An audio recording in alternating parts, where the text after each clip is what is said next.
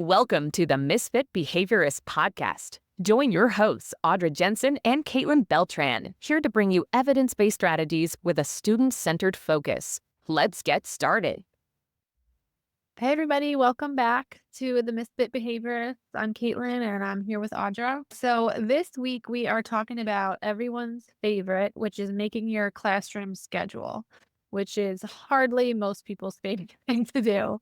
And it can be really, really cumbersome because as we talked about last episode, you're oftentimes working with a lot of students, but also a lot of adults and managing their lunch and their break and their speech services and their integration time and things like that. Audra, what has been your experience with making schedules specifically for an ABA or self-contained kind of classroom setting?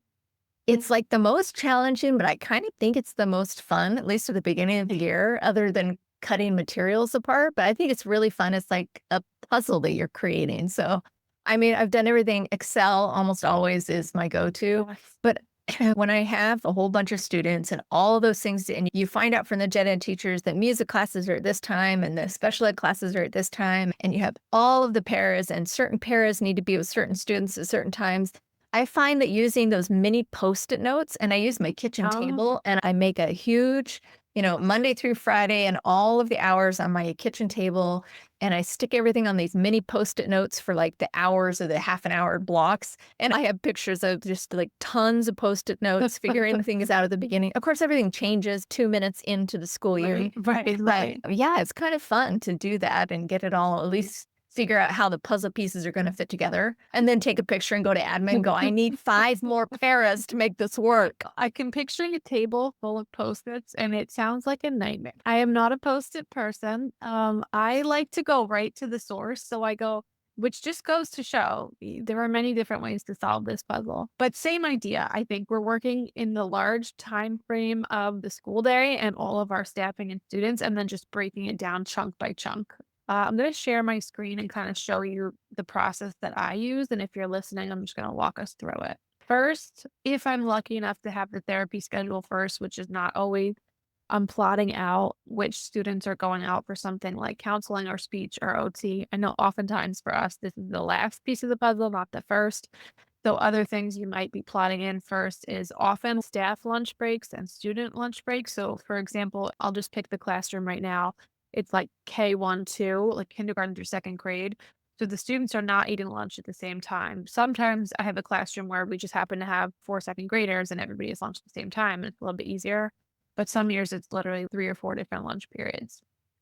So after I kind of plot out the non-negotiables, including specials or related arts, whatever you call them, we have adaptive specials. So for example, our self-contained students all get an adaptive music class where it's just them and the music teacher, but then most of them also push out to a mainstream music class with their grade level peers. And those things I can't pick and choose when they are. So those are my non negotiables.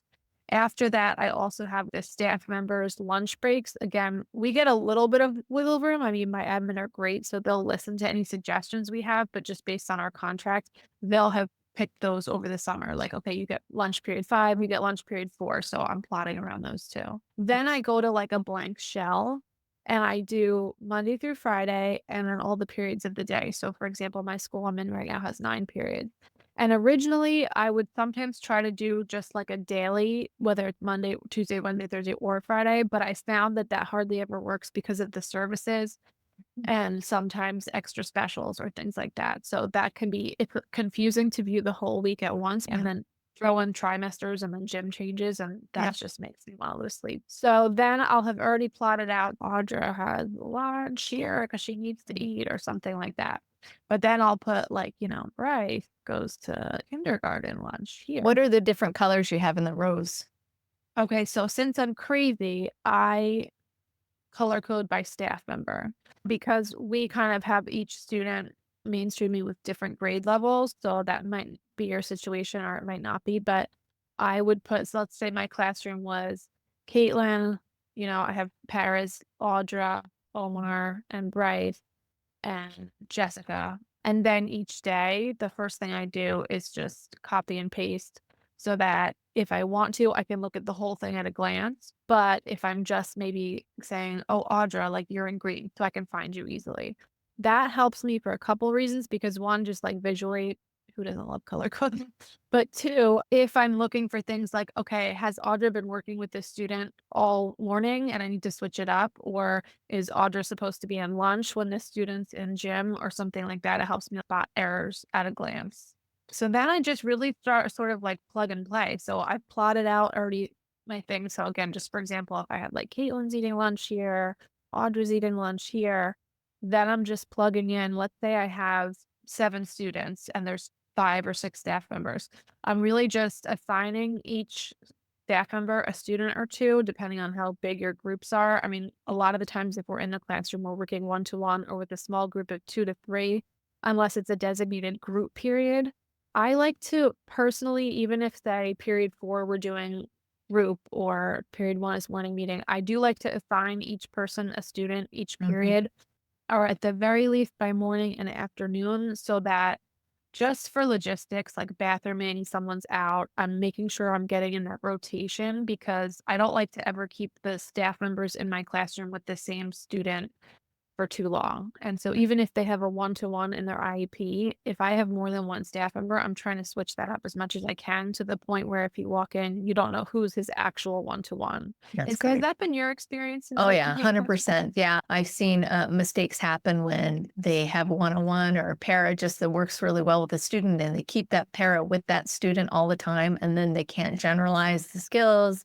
They only work for that person, or they have more behaviors with that person because it becomes Yes. too familiar. So yeah, I always have a rotating schedule going. I love that. I've heard of some public schools where you're their para the whole year and you're just always with them. And it would be different if it was in more of an integrated setting where you're fading out a lot. But I mean, that's just a recipe for burnout. I feel like I if you're with agree. anyone all the time. It gives the paras new skill sets too. If you only have them Yes. working with one student or 1 or 2 students that are learning the skills for those students, there's so much more that they could be learning from working with a whole bunch of other students too. So just to jump to kind of a completed example, and again, if you're listening, I'll walk through, but I would have it color coded for each day, for each period. I plugged in their lunch, the student's lunch, whatever it might be. So then, regardless of whether we're in the classroom or we're in the lunchroom or in music or whichever, I have each student is assigned to a staff member for each period across the whole week. And again, I've seen it like in my old school, it just made more sense. Our sessions were longer. We didn't go by period. So I would assign them with the student for the morning and then we'd switch in the afternoon. But I find in public school, if you are pushing in and pushing out a lot, by period just makes sense because that's how the whole school is operating. I love this. I've never worked in a school other than middle school and higher that's had periods like this. It's always been just times and trying to navigate the different times for the different grade levels and the different specials at different times. It's so challenging. I wish every school would do it like this. It is so much cleaner to do it like this. That's why I use the Post-its. It's like, Or from Post-its. no way. It's Yeah. so nice and clean. I wish everybody did it this way.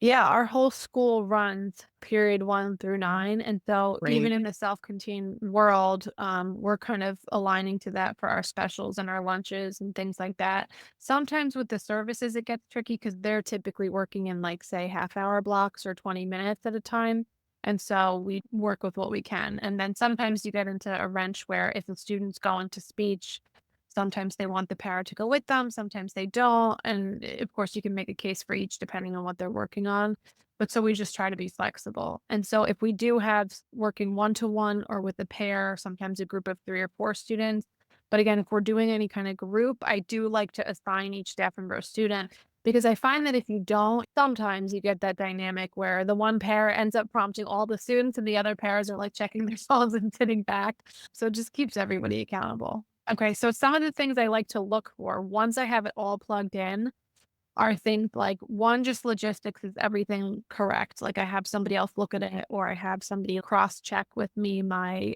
special lunch schedule with our new classroom schedule. Then I do try to print out one like a condensed version for each para so Mhm. that they can cross check with each other and be like, wait, you have me on lunch twice, or I'm going to music, but you also have me in library, or something like that. And then I also look for after everything's logistically workable, do I have the same para with the same student too many periods throughout the day or week? Sometimes if we're all in the classroom, say periods 2, 3, and 4, I'll just say classroom or something like that, and we just naturally rotate and switch. But I just try to be sensitive with, as we mentioned in our last episode, your strength might not always be your preference. You might be great working with this student who's really challenging and physical, but I also don't want to burn you out by putting you with that student 4 mornings a week when we have 6 staff members in the room. I also just try to make sure if you're working with as many students as possible as you can throughout the week. So separate from saying, okay, I don't want to always put you with student A 9 out of 10 times. I also want to make sure you're not never with student E because that leads to a recipe for disaster. And I've had parents get really comfortable working with a couple students and say, oh, I'm not so comfortable working with this student. My first thought is always like, then I want you with that student as much as possible to break that shyness or uncomfortability with that student. Because the worst thing to happen is like being super comfortable with some students and not the others. And then your third parent in the wing gets sick for 2 weeks or goes on vacation. And now we're forced to rotate all the time. And it's not working because we never had the time to learn each other properly. Have you had any instances in a classroom like this where you've had staff say, I'm really not comfortable working with this student? Yeah, and we've always had those discussions from the beginning, like we talked about last week. It's setting those boundaries. Like in this classroom, just so you know, everybody's going to rotate with all the students so that it's good for the students and it's good for you. And I just always make sure that it's clear from the upfront. And then that they have that open communication. And you can say, even in those early meetings, too, always feel if you're concerned about something, please come and talk to me privately and we will brainstorm and problem solve from the get-go. And so that by the end of the year, mid-year, everybody's comfortable with everybody. And if somebody goes out for 2 weeks and that happens, somebody has a baby all of a sudden. Well, they don't have a baby all of a sudden. But everybody's prepared and can slip in a moment's notice anywhere that's needed. I find it's more challenging when you're working with gen ed teachers and the runnings of the classroom and having gen ed teachers comfortable Yeah. with the paras in their classrooms and for them to understand they don't always get their favorite para in their classroom. And so I think having the conversation with the paras as well as all the teachers from the beginning of the year, look, you get to know all of the paras because we rotate and explain why we do that, that it's not because we're Right. trying to torment everybody.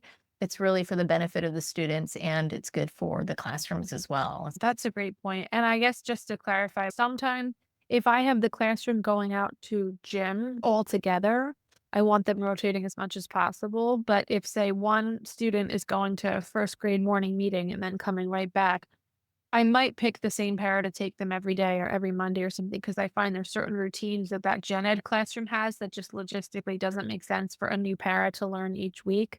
Or they happen to then learn, their target students' peers by name. And that's like a nice connection where they can foster that friendship between them and a target student or something like that. But if you do have that time, the luxury of where, you have a student out or something and you can tack on instead of saying, hey, take a lap, make some copies, saying, hey, go to morning meeting with so and so and their students so that you can try this next week because that's just the best way for them to learn is seeing it already in place and the student already succeeding with that staff member. And then how do you give your schedules to your paras to reference? What is the format that you use for them knowing their schedule? I print that out and then I print a version that has just their schedule. Yeah, So we that's have what the I do master too. schedule in the classroom and then, the 9,000 X's and cross out marks on top of it. And then after we print it about 37 times, we have it by like October 1st. And then I also print one just for them. A couple of them really like to shrink it down on the copier, Yeah. put it like on their landing, which I love. And then I keep one right in my desk for when someone's out and I can pull it out. Yeah. Everybody had a clipboard, either the small or the Yeah. big ones. I had that and all the data and all the kids and stuff. Now you said you have that by October 1st. So by October 5th, you redo it, right? Oh yeah, 42 Yeah. times. Yes. The It's first couple crazy. weeks, like, we It's just nuts. laugh about it because if you don't laugh, you'll cry. Because and that's half of it you can't even predict. Like, gym was wrong, like, they scheduled the gym teacher when they're not even here, or, Yeah. so and so left over the summer, so and so we got a new para, this para didn't work out. There's so many things, and we're just constantly changing it, and then we'll write final copy for the third time or something. Final times Wrong. 3. Yeah. Well, and I guess that's But something to talk about at the beginning of the year, again, setting those boundaries, but also being clear with the parents, like, I'm giving you a schedule, Mhm. but it will change. It's not, it Yeah, might change, it will change. So be prepared for that. You may love what it 100%. looks like now. You may hate the next one, but then it'll flip around, you'll like it again. So just Yeah. go with the flow. It's all okay. Totally, and I've been so lucky. The teachers and the parents I work with are just amazing, and like I said, we just all end up laughing about it eventually, but I do tell them it will change, for sure it will change, but also if it's not changing and it's sticking and you find something that's not working, let's talk about it. Like, there's times where we don't need to go to admin if you love eating early and you love eating late and you just wanna flip-flop your lunches, but run it by us so that the teacher and I can understand, okay, you're not just trying to do something to get out of working with a student. There's a lot of things we can change too. And then I guess my final thought was just I know it seems like it's never going to happen because we always need more hands, but once in a while you get those lulls where you have a student on vacation for 2 weeks or, everyone's sick at once and you have too many adults. I find just having a bin of these are things that could always be relaminated. These are things that could always be printed and Velcroed. We could always use extra visual cues by some point in the year. So just having a busy bin for staff almost. So thanks for listening. Again, go to the Facebook group, the Misfit Behaviors, or find us on YouTube. Make sure you subscribe, share, let us know in the group if you want to be heard, and we will talk about it. Thanks for listening to the Misfit Behaviorists. And be sure to tune in next week for more tips and tricks. Don't forget to subscribe so you don't miss an episode.